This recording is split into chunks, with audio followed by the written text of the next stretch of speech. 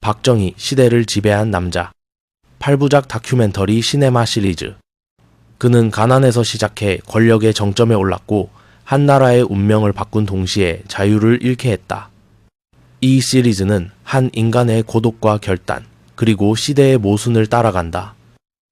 박정희의 생애를 통해 대한민국의 산업화, 독재, 그리고 인간적 외로움을 다시 바라본다. 이 작품은 찬양도 비판도 아닌 그 시대를 살았던 한 인간의 내면과 시대의 무게를 있는 그대로 담는다. 한 인간의 결단이 어떻게 한 국가의 운명이 되었는가? 그 대답을 우리는 그의 눈빛에서 찾고자 한다. 그럼 건강을 더하다. 역사 속으로 출발하겠습니다. 박정희, 시대를 지배한 남자. 건강을 더하다 역사 속으로. 다큐멘터리 시네마 역사 속으로 시리즈. 제1화. 가난한 소년, 경북 구미의 시골. 가난 속의 꿈. 경북 구미, 1917년 가을. 흙먼지가 풀풀 날리는 시골 마을에서 작은 사내 아이가 태어났다. 그의 이름은 박정희. 7남매 중 막내였다. 아버지는 글을 좀 읽을 줄 아는 가난한 농부였고, 어머니는 언제나 흙 묻은 손으로 밥을 짓던 평범한 여인이었다. 정희야, 공부 열심히 해라. 너라도 이 가난에서 벗어나야지. 어머니의 그 말은 평생 그를 따라다닌 주문이 되었다. 소년 박정희는 어릴 적부터 말이 적었다. 그의 눈에는 늘 불타는 듯한 결심이 있었다. 친구들이 뛰놀 때 그는 먼 산을 바라보았다. 저 산 너머에는 뭐가 있을까? 그게 그의 유일한 질문이었다. 가난은 그를 빠르게 어른으로 만들었다. 학교를 다니며 교사가 되고 싶었다. 배우면 배울수록 세상이 불공평하다는 걸 깨달았다. 1937년 그는 대구사범학교를 졸업했다. 그리고 교단에 섰다. 아이들에게 글을 가르치며 조용히 살고 싶었다. 그러나 일본 제국주의의 그림자는 그의 교실 안에도 깊게 드리워져 있었다. 교단에 오르던 날 교장은 그에게 일본어로 말했다. 박군, 제국 신민으로서 충성을 다하게. 그 순간 그는 자신이 조선 사람임을 뼈저리게 느꼈다. 그 무렵 조선은 완전히 짓눌려 있었다. 독립의 희망은 사라지고 젊은이들은 일본군에 끌려갔다. 박정희는 매일 밤 고민했다. 이대로 살다 죽을 순 없다. 그는 교사라는 안락함보다 강해져야 한다는 갈망을 택했다. 나는 약한 나라에서 태어났다. 하지만 약한 사람으로 죽고 싶진 않다. 그 결심은 그를 군인의 길로 이끌었다. 1940년 만주, 그는 일본 육군사관학교에 입교했다. 조선인으로서는 극소수였다. 비웃음과 멸시가 그를 둘러쌌다. 조센징이 장교가 된다고? 그는 아무 말 없이 이를 악물었다. 밤마다 손등의 상처를 바라보며 되뇌었다. 이 굴욕을 언젠가 되갚아주리라. 그는 군사학, 전술, 조직 규율, 모든 걸 흡수했다. 그의 성적은 상위권이었고 일본 교관조차 그를 인정했다. 하지만 그는 언제나 자신에게 말했다. 나는 일본의 군인이 아니다. 조선의 군대가 생기면 그때 진짜 싸움이 시작될 거다. 해방. 그는 만주의 허허벌판에서 조선의 독립 소식을 들었다. 이겼다, 우리가 해냈구나. 그러나 그 기쁨은 잠시였다. 곧이어 찾아온 혼란, 이념의 대립, 분단. 그는 그때부터 조용히 조국의 미래를 고민하기 시작했다. 이 나라는 누가 세워야 하지? 1948년 대한민국 국군 창설. 그는 소위로 임관했다. 하지만 곧 남로당 연루 사건으로 체포됐다. 사형 직전까지 갔다. 박정희, 너는 공산주의자냐? 아닙니다. 저는 단지 강한 나라를 원했을 뿐입니다. 그는 모든 걸 버리고 살아남았다. 목숨이 남은 이유를 생각했다. 하늘이 내게 두 번째 기회를 주셨구나. 그때부터 그는 완전히 달라졌다. 조용히, 철저히, 냉정하게. 그는 군의 작전 교범을 통째로 외우고 상관의 명령을 완벽히 수행했다. 한국 전쟁이 터졌을 때 그는 이미 중령이었다. 총 대신 계산기를 들고 전쟁의 논리를 공부했다. 전쟁은 감정이 아니라 시스템이야. 전쟁이 끝나자 그의 머릿속엔 새로운 전쟁이 자리 잡았다. 이제 가난과 싸워야 한다. 그의 마음속에는 오직 하나의 목표만 남아 있었다. 나라를 살리겠다. 하지만 세상은 그의 결심을 알아주지 않았다. 부패한 정치, 혼란스러운 정부, 가난에 짓눌린 국민들. 박정희는 밤마다 잠을 이루지 못했다. 이러다 나라가 망한다. 그의 일기장에는 이렇게 적혀 있었다. 나는 다시 총을 들어야 할지도 모른다. 그 한 문장이 훗날 5.16 새벽의 총성으로 이어질 줄은 그 자신도 몰랐다. 그날 그는 아직 세상의 영웅이 아니었다. 그저 가난한 나라를 어떻게든 살려보겠다는 한 인간의 절박한 결심이었다. 그리고 역사는 그 결심 하나로 요동치기 시작했다. 제2화 혁명은 새벽에 온다. 5.16 총성 없는 새벽의 반란. 1960년 4월 거리엔 함성이 가득했다. 젊은이들이 외쳤다. 부정선거 규탄하라. 민주주의를 돌려달라. 이승만 정권은 무너졌고 나라엔 혼란이 가득했다. 이 나라 어디로 가는 거야? 군대 안에서도 불만이 들끓었다. 그때 조용히 책상에 앉아있는 한 남자. 육군 소장 박정희. 그는 지도를 펴놓고 말없이 한반도를 바라보았다. 그의 눈빛엔 불안과 분노가 섞여 있었다. 그는 이미 오래전부터 혁명을 생각하고 있었다. 이 나라의 적은 외부에 있는 게 아니라 내부에 있다. 경제는 무너졌고 정치인은 부패했고 국민은 희망을 잃고 있었다. 그는 군복을 벗을까 다시 싸울까 고민했다. 그때 그의 머릿속에 오래된 문장이 떠올랐다. 나라를 살리는 건 말이 아니라 행동이다. 1950년대 말 박정희는 이미 군 내부 혁신 그룹을 비밀리에 만들고 있었다. 그들은 하나회도 쿠데타 모의 세력도 아니었다. 그저 나라가 이렇게 가면 안 된다는 절박함으로 뭉친 젊은 장교들이었다. 중령 김종필, 장도영, 박치옥, 손영길. 그들은 매주 새벽 허름한 다방 뒷방에서 만났다. 이대로 가면 군대도 썩어버립니다. 누군가는 나서야 합니다. 하지만 쿠데타라니 그건 반역 아닙니까? 박정희는 말없이 고개를 숙였다. 나라를 살리는 반역이라면 난 감옥에라도 가겠다. 그날 밤 그의 수첩에는 이렇게 적혀 있었다. 혁명은 새벽에 온다. 새벽이 오기 전엔 반드시 어둠이 깊어진다. 1961년 5월 15일 밤 비가 내리고 있었다. 그는 가죽 군화를 닦으며 마지막 명령서를 작성했다. 공호시 한강도하. 목표 중앙청 장악. 그는 손을 떨며 펜을 놓았다. 그리고 천천히 거울을 봤다. 그 속에 자신에게 말했다. 이건 내 야망이 아니다. 이건 내 나라의 마지막 기회다. 5월 16일 새벽 서울 한강 다리 위 어둠 속에 전차와 군용 트럭들이 줄지어 있었다. 비가 내리는 가운데 박정희는 군용 지프 위에서 조용히 손을 들었다. 출발. 엔진 소리가 터졌다. 철갑차가 움직이고 장교들이 고함을 질렀다. 혁명이다. 나라는 우리가 지킨다. 그날 새벽 한강을 건너는 군인들의 눈빛은 두려움보다 결의에 가까웠다. 서울 시내는 순식간에 장악됐다. 군인들이 중앙청, 방송국, 경찰청을 점령했다. 라디오에서 첫 방송이 흘러나왔다. 지금 군사혁명위원회는 부패한 정권을 몰아내고 조국의 근대화를 추진하기 위해 일어섰다. 그 목소리는 단호했고 차분했다. 바로 박정희의 목소리였다. 그날 아침 서울 시민들은 놀랐다. 군대가 정권을 잡았다? 또 쿠데타야? 하지만 이상하게도 도시는 조용했다. 총성이 들리지 않았다. 혼란도 없었다.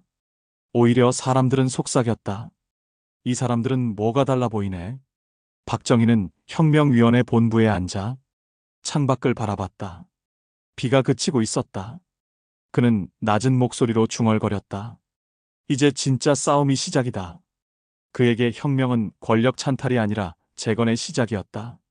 며칠 뒤 기자회견.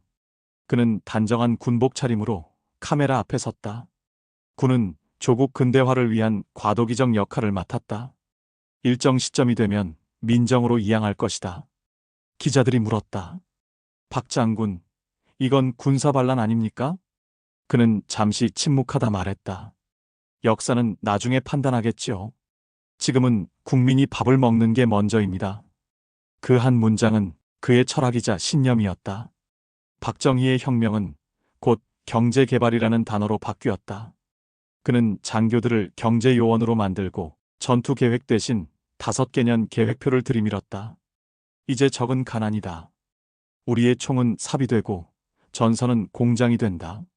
그는 낮엔 경제 관료를 불러 산업 지도를 펴놓고 토론했고 밤엔 술 한잔 들이키며 혼잣말을 했다. 이게 과연 옳은 길일까? 그러나 국민은 그에게 기대기 시작했다. 그래도 저 사람은 뭔가 해보려는 사람이야. 청와대가 아닌 서울 종로의 옛 국방부 건물에서 새로운 시대가 시작됐다. 박정희는 외쳤다. 잘 살아보세. 그 구호는 전국으로 번졌다. 초등학교 교실마다, 공장마다, 마을 방송마다 울려 퍼졌다. 한번 해보자. 우리도 잘 살 수 있다. 그의 목소리는 이제 권력자의 것이 아니라 선생님의 것처럼 들렸다. 그러나 그의 주변엔 늘 그림자가 있었다. 미국 정부는 그를 의심했다. 그는 또 다른 독재자가 될 수 있다. 정치권은 반발했다. 군인이 정치를 한다고? 하지만 박정희는 아랑곳하지 않았다. 그들이 나를 욕해도 상관없다. 단 국민이 굶지 않게 하라. 그는 권력보다 성과를 원했다. 그에게 국가는 실험실이었고 국민은 동지이자 제자였다. 1962년 겨울 서울의 한 공장 건설 현장. 박정희가 진흙탕 속을 걸어 들어갔다. 노동자들이 놀라 일어섰다. 각하, 이런 데 오시면 위험합니다. 괜찮소? 내가 여기 와야 당신들이 내 말을 믿을 거 아니오? 그는 맨손으로 흙을 집어들었다. 이게 나라의 기초야. 이 흙이 굳으면 이 나라도 선다. 그날 노동자들은 울었다. 그는 철의 군인이었지만 그 속엔 묘한 따뜻함이 있었다. 그 무렵 그는 밤마다 일기를 썼다. 거기엔 정치 이야기가 없었다.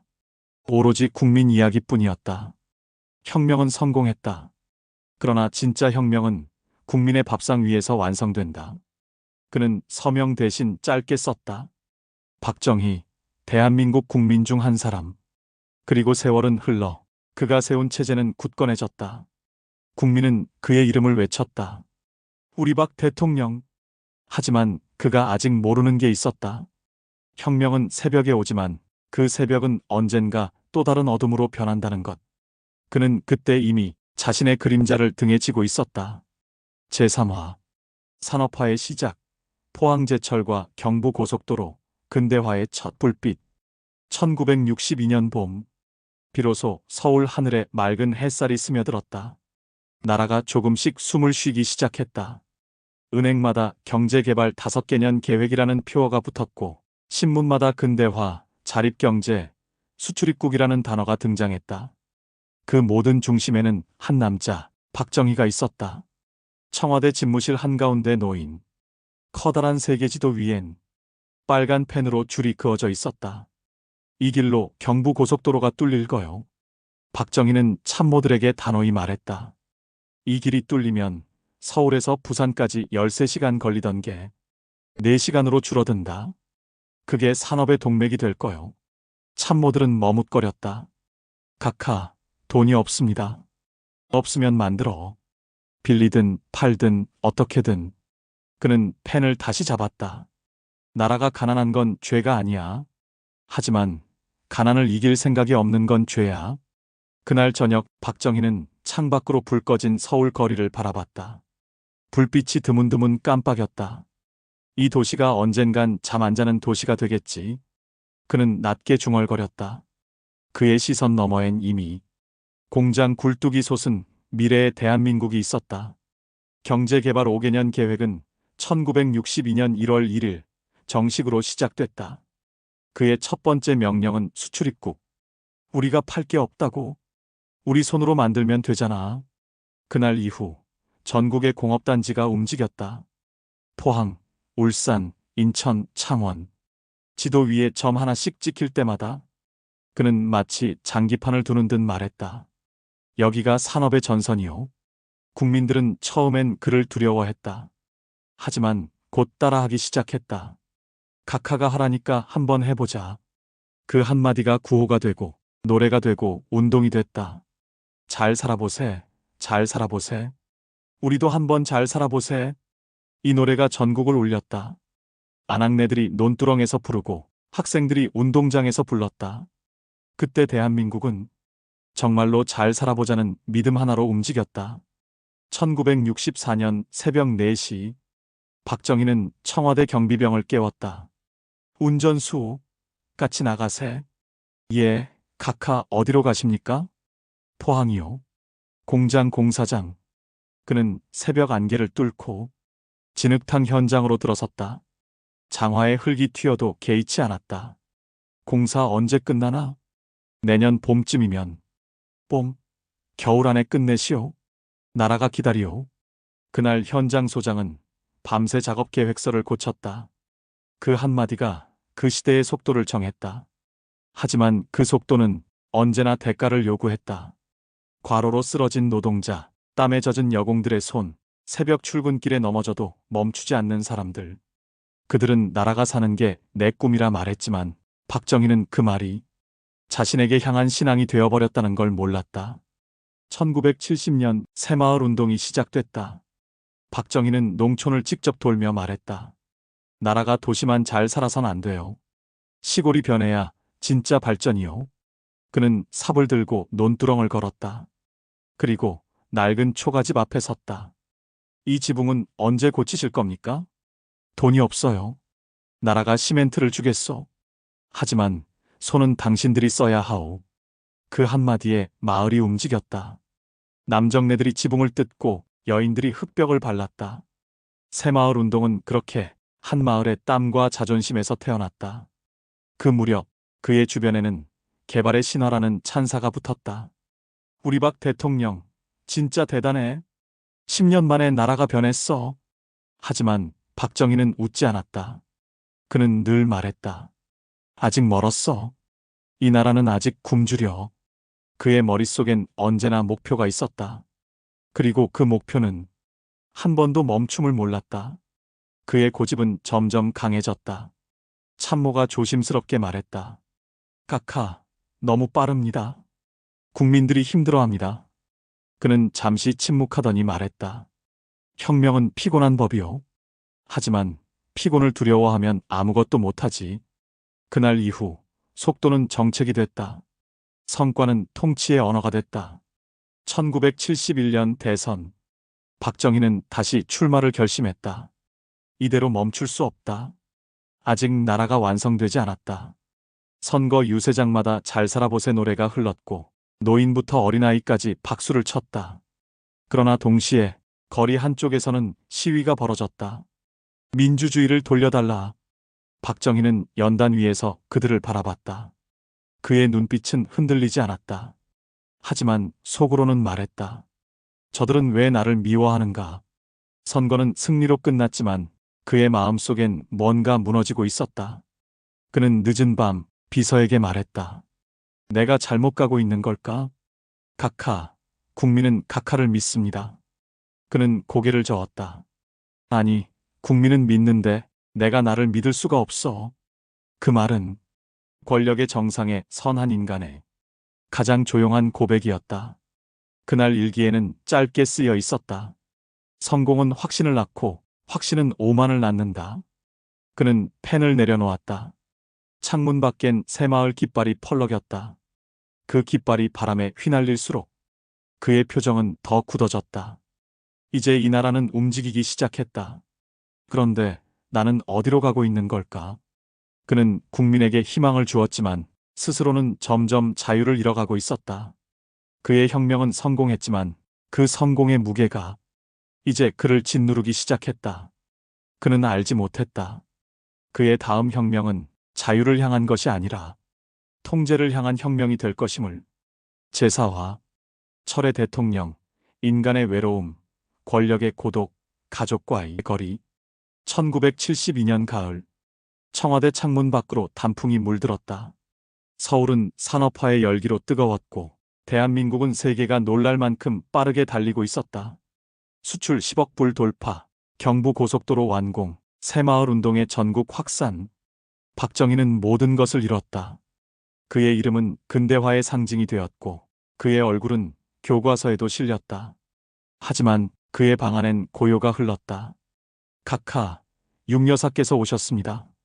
문이 열리고 단정한 한 여인이 들어왔다. 유경수 여사. 그녀는 언제나처럼 잔잔한 미소로 남편을 바라봤다. 당신, 또 점심도 안 드셨네요. 박정희는 펜을 내려놓으며 말했다. 국민 절반이 아직 굶고 있는데 내가 어떻게 편히 밥을 먹겠소? 유경수는 한숨을 쉬었다. 당신은 늘 국민 이야기만 해요. 당신 자신 이야기는 한 번도 안 하잖아요. 그녀의 목소리는 부드럽지만 단단했다. 그녀는 그 시대의 따뜻한 얼굴이었다. 거친 남편의 그림자 속에서 국민의 어머니로 불렸다. 그녀는 자주 고아원을 찾았다. 전국을 돌며 어린이들을 품었다. 박정희는 그런 아내를 멀찍이 바라봤다. 저 사람은 내가 가지지 못한 마음을 가졌지. 그는 그렇게 중얼거렸다. 그러나 세상은 그를 철의 남자라 불렀다.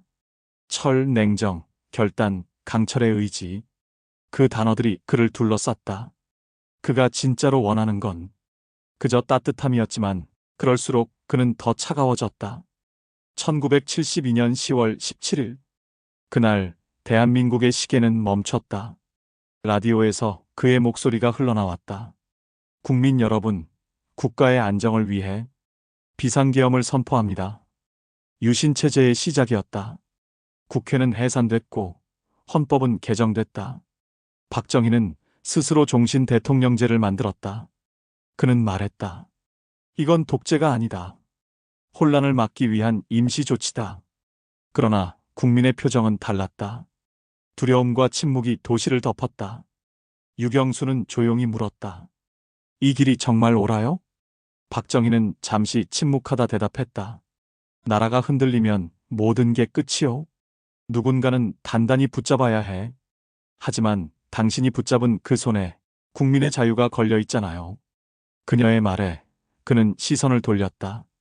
영수, 난 이 나라를 너무 사랑해. 그래서 놓을 수가 없어. 그날 밤 그는 술잔을 들었다. 창밖엔 어둠이 내려앉았다. 그는 혼잣말처럼 중얼거렸다. 나는 언제부터 이렇게 두려워진 걸까? 그의 비서관은 조용히 일기를 본 적이 있다. 거기엔 이렇게 적혀 있었다. 나라가 나를 떠날까 두렵다. 하지만 더 두려운 건 내가 이 나라를 떠날 수 없다는 것이다. 그 시절 그는 매일 새벽 4시에 일어났다. 청와대 집무실로 향하는 그의 발걸음은 규칙적이었다. 국가보고서, 산업지표, 생산성 그래프, 모든 걸 빠짐없이 확인했다. 참모가 말했다. 카카, 오늘은 좀 쉬시죠? 쉰다고 나라가 돌아가나? 그는 눈 밑에 다크서클이 짙게 내려앉은 채 지도 위를 바라봤다. 여기가 허리요. 경부선. 이게 막히면 나라가 죽어. 그의 시선은 항상 나라에 있었지만 그의 마음은 점점 자기 자신에서 멀어지고 있었다. 1974년 8월 15일 광복절 경축식. 그날 총성이 울렸다. 탕! 청중의 비명. 박정희는 순간 몸을 돌렸다. 유경수 여사가 쓰러져 있었다. 하얀 원피스가 피로 물들었다. 그는 달려가 그녀를 안았다. 영수, 영수야. 그러나 그녀는 미소를 머금은 채 말없이 그의 손을 잡았다. 그리고 그 손을 놓았다. 그날 이후 그는 완전히 변했다. 청와대의 불은 꺼지지 않았다. 그의 책상 위엔 늘 위스키 한 병이 놓여 있었다. 비서가 조심스럽게 물었다. 카카, 식사라도. 그냥 둬. 그는 말이 줄었다. 노래도 웃음도 사라졌다. 국민의 박수 소리도 그에게는 메아리처럼 들렸다. 그의 책상 서랍엔 유경수의 마지막 편지가 있었다. 여보, 당신은 늘 나라를 위해 살았어요. 이제는 당신 자신을 조금만 사랑해요. 그게 이 나라를 위한 길이기도 해요. 그는 그 편지를 수없이 읽었다. 그러나 그 뜻을 이해하지 못했다. 그는 자신을 사랑할 줄 모르는 사람이었다. 그 후로 그는 나라와 자신을 완전히 동일시했다. 내가 곧 국가다. 그 말은 어느새 그의 신념이 되었다. 그 신념은 그를 철저히 외롭게 만들었다. 사람들이 웃으며 각하를 외칠 때 그는 속으로 중얼거렸다. 그들은 나를 사랑하는 게 아니라 내가 만든 나라를 사랑하는 거야. 그의 마지막 연설 중 한 구절. 우리는 여기까지 왔다. 그러나 아직 갈 길이 멀다. 이 길은 멈추지 않는다. 내가 멈춰도 이 나라는 계속 달려야 한다. 그는 그렇게 말하며 연단을 내려왔다. 그날 밤 그는 침대에 앉아 오래된 부부 사진을 꺼냈다. 청춘의 미소가 담긴 그 사진을 보며 그는 아주 조용히 말했다. 영수, 나는 지금 어디로 가고 있는 걸까?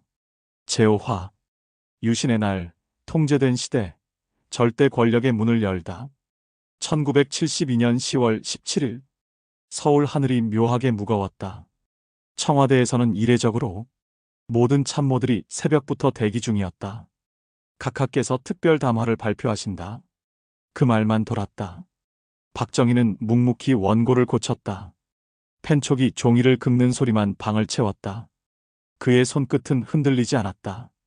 오전 10시 라디오와 텔레비전이 일제히 방송을 멈췄다. 그의 목소리가 흘러나왔다. 국가의 안정을 위해 새로운 체제를 구축할 필요가 있습니다. 이제부터 국회를 해산하고 정당 활동을 중지하며 헌법을 새로 제정하겠습니다. 그 순간 전국은 정적에 휩싸였다. 사람들은 서로를 바라봤다. 뭐라고 했어? 국회를 없앤다고? 그의 말은 평온했지만 그 말의 무게는 총성보다 무거웠다. 그날 밤 청와대 서재에서 그는 독백처럼 중얼거렸다. 이 나라는 아직 민주주의를 감당할 준비가 안 됐다. 참모가 조심스레 물었다. 각하, 국민들이 혼란스러워합니다. 혼란을 막는 게 내일이지. 자유는 나중에 줘도 돼. 지금은 질서가 먼저야. 그의 논리는 완벽했다. 그리고 위험했다. 며칠 뒤 헌법은 유신헌법이라는 이름으로 발표됐다. 대통령의 임기는 무제한. 국회의원 3분의 1은 대통령이 임명. 언론은 사전 검열. 한마디로 모든 권력은 한 사람에게 집중됐다. 거리의 공기는 달라졌다. 사람들은 여전히 일터로 갔고 학생들은 여전히 교실에 앉았다. 그러나 누군가 작은 목소리로 말했다. 이건 자유가 아니야. 그 말은 이윽고 수천 명의 입으로 번졌다. 유신 반대. 민주를 돌려달라. 경찰차가 몰려오고 최루탄이 터지고 젊은이들이 붙잡혀갔다. 청와대 보고실. 박정희는 그 보고서를 받았다. 학생 327명 검거. 시위 주동자 12명 구속. 그는 아무 말도 하지 않았다. 오래 침묵하더니 담배에 불을 붙였다. 그들의 마음을 이해는 하오. 하지만 지금은 나라가 먼저야. 그는 담배 연기를 길게 내뿜었다. 그 연기 속에 무언가 꺼져가는 불빛이 있었다. 그 무렵 그의 밤은 점점 더 길어졌다. 그는 보고서를 들고 새벽까지 불을 끄지 않았다. 그의 손에는 항상 펜이 있었다. 펜으로 명령을 내리고 펜으로 이름을 지웠다. 그 펜 끝은 역사를 쓰는 도구였고 동시에 사람을 지우는 칼날이었다. 한편 국민들은 그를 신처럼 믿는 자와 독재자로 보는 자로 갈라졌다. 신문은 매일 그의 업적을 찬양했다.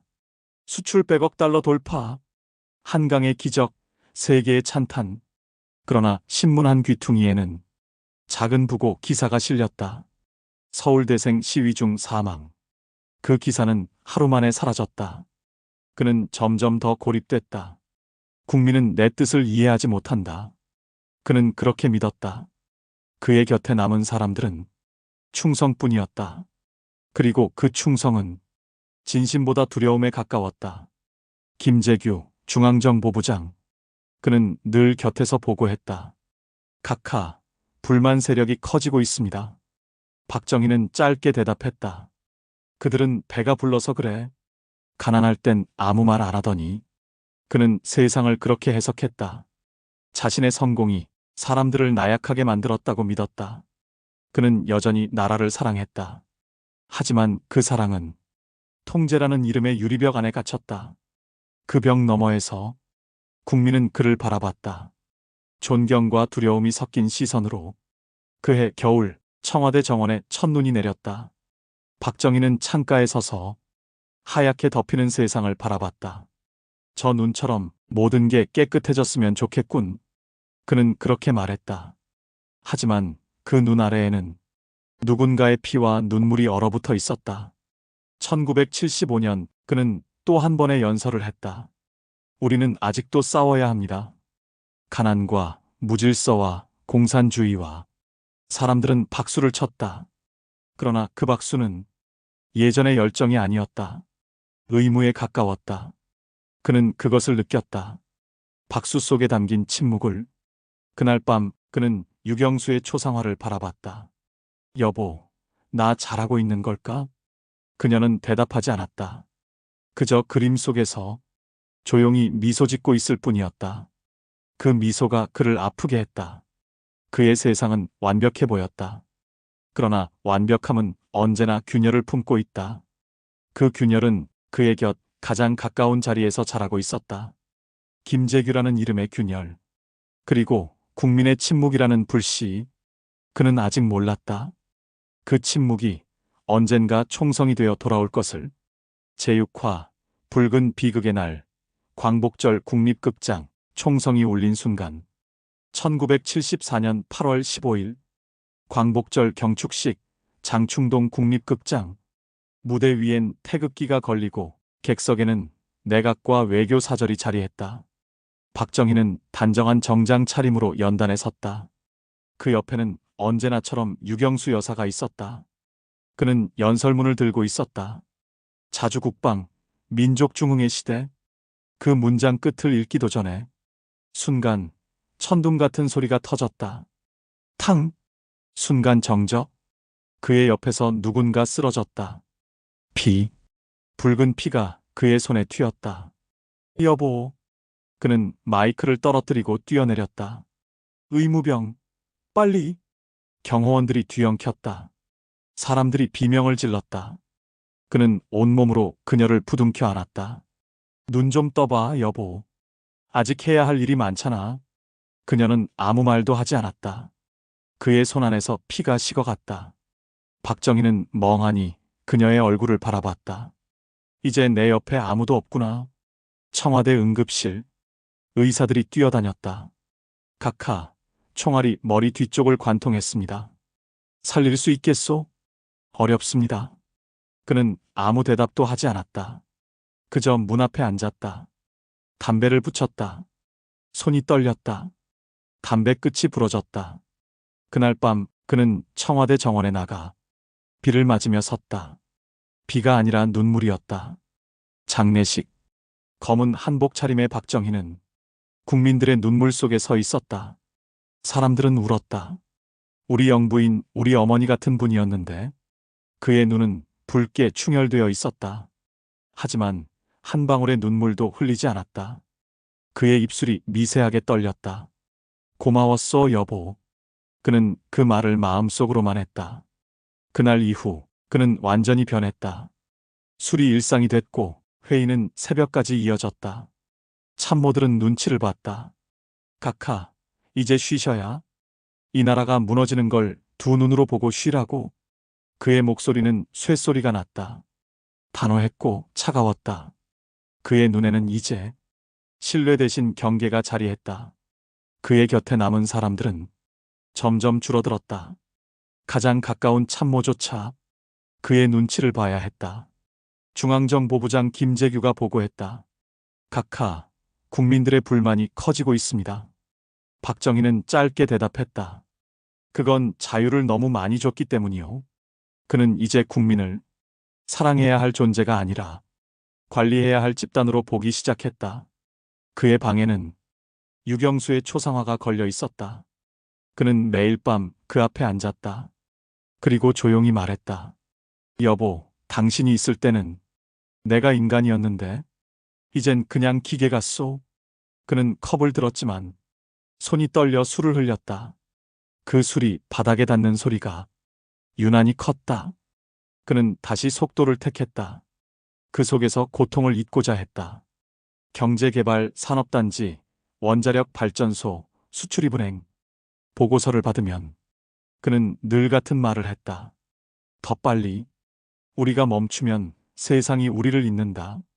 그 말은 신념이었지만 그 신념은 어느새 그 자신을 갉아먹고 있었다.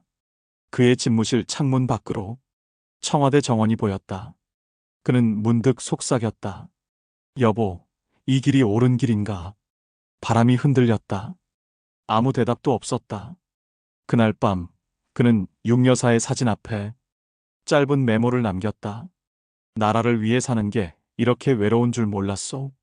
1978년 그의 세상은 점점 단단해졌고 동시에 금이 가기 시작했다. 그는 어느 날 비서에게 물었다.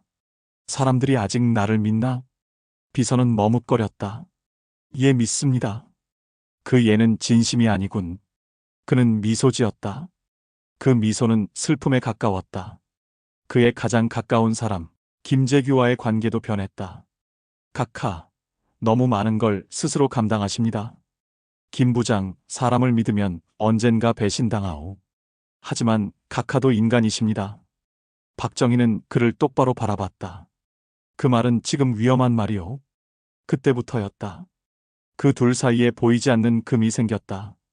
박정희는 점점 말을 줄이고 감정을 숨겼다. 그의 표정은 늘 같았다. 기쁨도 분노도 슬픔도. 그의 일상은 보고, 서명, 명령, 침묵, 그 네 가지뿐이었다. 그는 이제 사람보다 시스템을 믿었다.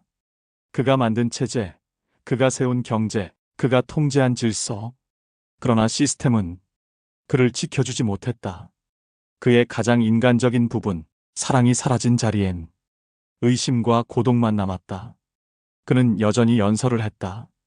우리의 목표는 자립이다. 누구의 도움도 받지 말고 우리 힘으로 나아가야 한다. 국민들은 박수를 쳤다. 그러나 그 박수엔 피로가 섞여 있었다. 대통령님, 이제 좀 쉬세요. 그 말을 누구도 입 밖에 내지 못했다. 청와대 밤하늘엔 별이 유난히 많았다. 그는 창밖을 보며 말했다. 저 별들이 다 국민의 불빛이라면 좋겠군. 그러나 그의 세상은 이미 어두워지고 있었다. 그는 느꼈다. 이젠 누군가 내게 총을 겨눌지도 모르겠군. 그리고 이상하게 그 생각이 두렵지 않았다. 그래, 그때가 되면 나도 좀 쉬게 되겠지. 제7화 총성이 울린 밤 궁정동 안가 역사의 마지막 만찬. 1979년 가을 청와대. 늦은 밤 박정희는 여전히 집무실에 있었다.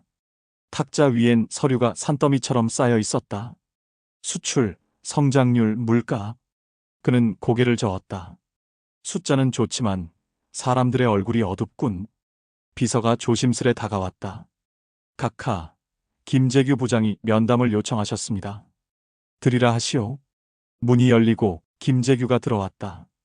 그는 한때 박정희가 가장 믿던 남자였다. 그러나 그날의 공기는 싸늘했다. 부장, 요즘 나라 돌아가는 꼴이 어떤가? 각하, 민심이 심상치 않습니다. 학생 시위가 커지고 있습니다. 그까짓 학생들 조금 떠들다 그칠 걸 뭘. 아닙니다. 그 밑에 쌓인 건 분노입니다. 박정희는 천천히 자리에서 일어섰다. 부장, 당신은 요즘 너무 감상적이야. 감정으로 나라 못 다스리오. 저는 감정이 아니라 현실을 말씀드리는 겁니다. 그의 목소리가 단단했다. 박정희의 눈빛이 차가워졌다. 현실이라 현실은 내가 만든다. 그날 대화는 그것으로 끝났다. 그러나 그때 이미 두 사람의 관계엔 되돌릴 수 없는 균열이 생겼다. 10월 초 부마 항쟁. 부산과 마산에서 시위가 폭발했다. 유신 철폐, 독재 타도. 거리는 불타고 젊은이들의 목소리가 하늘을 찔렀다. 청와대 보고실. 김재규가 급히 들어왔다. 각하, 군 투입을 재고하셔야 합니다. 군을 안 쓰면 나라가 무너져. 그럼 국민을 향해 총을 쏘겠다는 겁니까? 박정희의 얼굴이 굳었다. 김 부장, 나라를 위해 피를 흘리는 게 죄요. 침묵. 그리고 서늘한 공기. 그 순간 두 사람은 완전히 멀어졌다. 며칠 뒤 박정희는 밤새 잠을 이루지 못했다. 술잔을 들었다 놓았다 반복하며 중얼거렸다. 왜 다들 변하는가? 나는 처음부터 지금까지 나라만 생각했는데. 그의 눈가엔 붉은 핏줄이 섰다. 나를 이해할 사람은 이제 아무도 없구나. 그 말은 현실이었다. 그의 권력은 아직 강했지만 그의 사람들은 점점 사라지고 있었다. 충성은 두려움으로, 열정은 형식으로 바뀌었다. 그의 곁엔 경호실장 차지철만 남았다. 각하, 국민은 여전히 각하를 존경합니다. 그래? 네, 다만 일부 불순분자들이 문제입니다. 잡으면 됩니다. 그 단순한 말에 박정희는 잠시 안도했다. 그러나 김재규는 그 대화를 멀리서 들으며 눈을 감았다. 이 나라는 이제 위험하다. 김재규는 갈수록 외로워졌다. 박정희에게 진심을 전할 수도 그를 설득할 수도 없었다. 그는 일기에 이렇게 썼다. 지도자가 국민의 두려움을 모르면 언젠가 국민이 그를 두려워하지 않게 된다. 10월 25일 청와대 회의실. 박정희는 참모들에게 말했다. 국가보안법을 더 강화하시오. 각하, 이미 언론은 통제 수준입니다. 그래도 모자라. 그의 얼굴은 완벽히 무표정했다. 그는 이제 통제를 유지하는 것만이 안정이라 믿고 있었다. 그날 밤 김재규는 중앙정보부 숙소에서 혼자 술을 마셨다. 벽에 걸린 대통령 사진을 바라보며 말했다. 각하, 왜 그렇게 가십니까? 그의 눈에는 눈물이 맺혔다. 그 눈물은 복수의 눈물이 아니었다. 안타까움의 눈물이었다. 그는 자신이 아직도 박정희를 사랑하고 있다는 걸 알고 있었다. 10월 26일 아침, 김재규는 비서에게 말했다. 오늘은 꼭 각하를 뵈야겠다. 저녁 약속을 잡아라. 어디로 모실까요? 궁정동 안가로.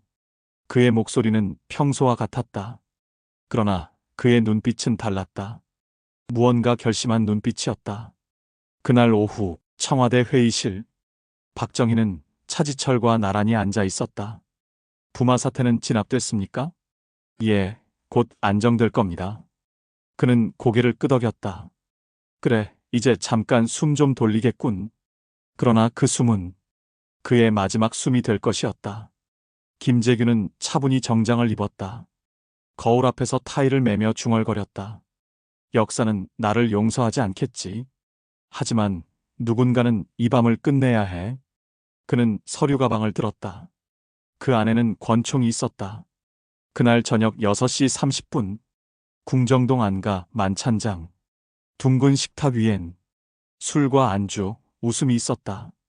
박정희는 술잔을 들며 말했다. 이제 좀 살만하지 않나? 차지철이 웃었다. 각하, 아직 부족합니다. 더 단단히 조여야 합니다. 김재규가 조용히 중얼거렸다. 그만 좀 하시오. 뭐요? 부장이 지금 각하 앞에서.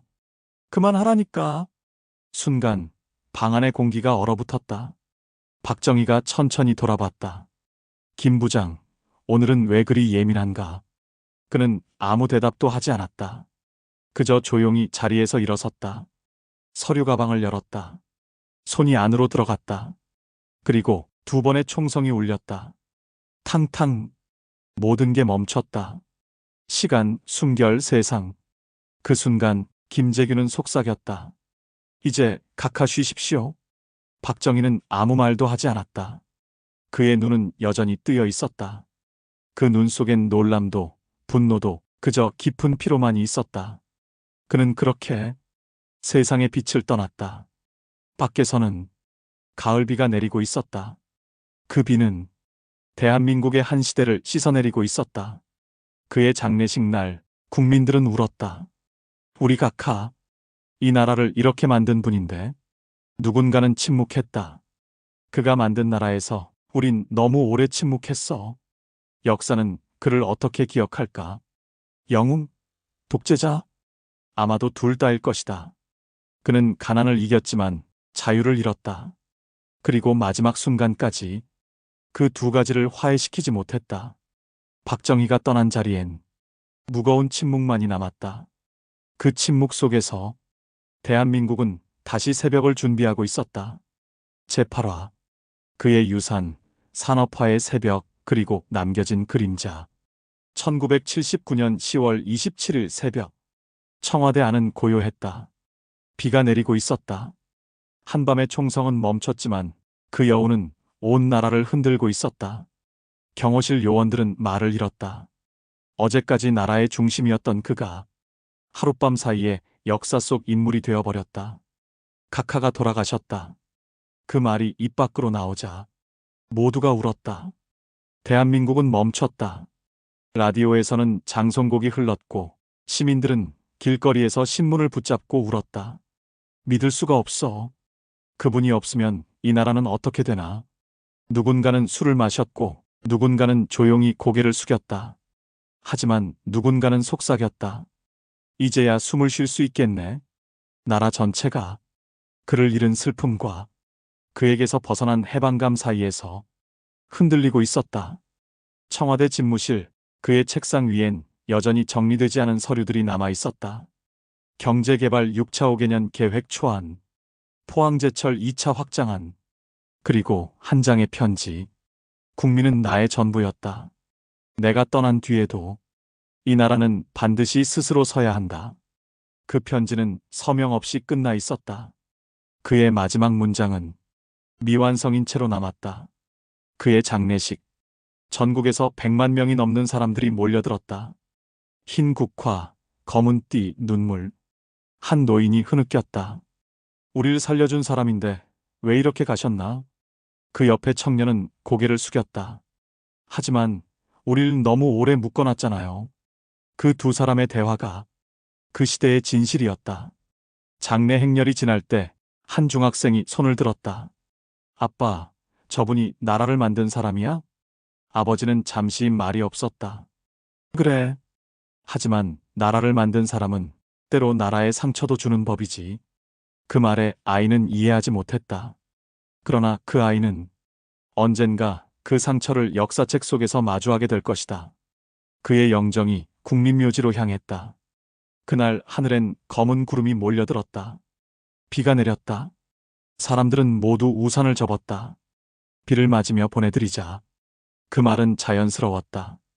그들은 그의 시대처럼 끝까지 절제되고 단단했다. 청와대 집무실엔 그의 필체가 남은 노트가 있었다. 나는 평생 싸웠다. 가난과 무질서와 그리고 나 자신과. 그의 글씨는 힘이 있었지만 마지막 줄은 떨려 있었다. 이제 좀 쉬고 싶다. 시간은 흘렀다. 그가 세운 공장들은 여전히 연기를 내뿜고 그가 뚫은 고속도로 위로 자동차가 끊임없이 달렸다. 그가 바라던 잘 사는 나라는 분명 눈앞에 있었다. 하지만 그 길 위엔 자유를 잃은 세대의 그림자도 함께 있었다. 1980년대 초 한 기자가 질문했다. 그는 독재자입니까? 아니면 영웅입니까? 역사학자는 대답했다. 그는 시대였다. 그 말은 정확했다. 박정희는 개인이 아니라 하나의 시대였고 그 시대는 빛과 어둠을 함께 품고 있었다. 어떤 이는 여전히 그의 동상을 세우고 어떤 이는 그의 이름을 지운다. 하지만 그 둘 다 그를 잊지 못하고 있다는 점에선 같다. 그가 만든 대한민국은 그의 손을 떠나 이제 국민의 손에 들어와 있었다. 그의 이야기는 끝났지만 그가 남긴 질문은 여전히 남아 있었다. 잘 사는 나라란 무엇인가? 나라를 사랑한다는 건 무엇인가? 희생 없는 발전이 가능한가? 그 질문들은 지금도 여전히 이 땅 어딘가에서 반복되고 있다. 그날 새벽 청와대 정원에 남아있던 경비원이 말했다. 이상하게 그날도 새벽이 참 밝았어요. 비가 오는데도 하늘이 희미하게 빛났어요. 그 새벽은 한 사람의 끝이자 대한민국의 또 다른 시작이었다. 그의 묘비에는 이런 문장이 새겨졌다. 나는 이 나라의 아들이었다. 그 문장은 찬양도 비판도 아니었다. 그저 사실이었다. 그는 분명 이 나라를 만든 사람이었다. 하지만 동시에 그 나라를 가장 아프게 만든 사람이기도 했다. 그래서 사람들은 그를 이렇게 기억한다. 그는 강했지만 그 강함 속에 외로움이 있었다. 그는 위대했지만 그 위대함 속에 인간의 그림자가 있었다. 10월 26일의 새벽은 끝났지만 그가 남긴 길은 여전히 이어지고 있다. 고속도로 위를 달리는 자동차 소리, 포항의 용광로 소리, 서울의 불빛. 그 모든 소리 속에는 아직도 그의 발자국이 남아있다. 그리고 사람들은 그 발자국을 밟으며 살아간다. 누군가는 감사하며, 누군가는 분노하며, 하지만 결국 모두가 그가 만든 대한민국 위에서 산다. 그것이 바로 그의 진짜 유산이었다.